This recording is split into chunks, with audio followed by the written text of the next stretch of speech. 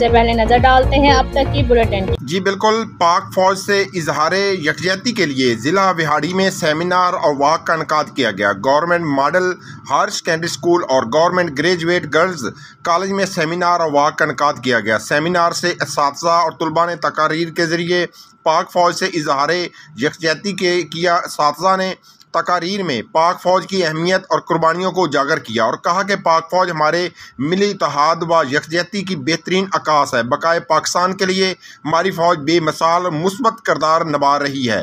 پاکستان میں پاک فوج نے ہر لحاظ سے پاکستانی عوام کی ڈھارس بنائی۔ قدرتی آفات بھی عوام کی فلاح کے لیے افواج پاکستان نے بڑھ چڑھ کر حصہ لیا۔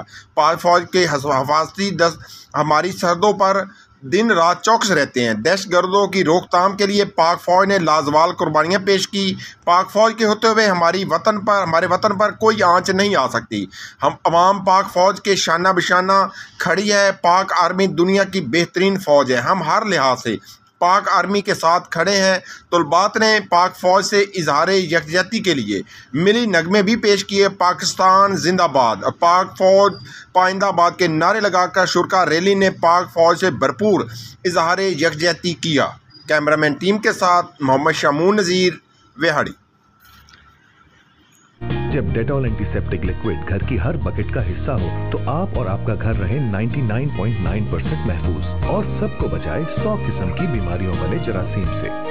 ڈیٹول کے روزانہ استعمال سے میرے اپنے محفوظ رہیں۔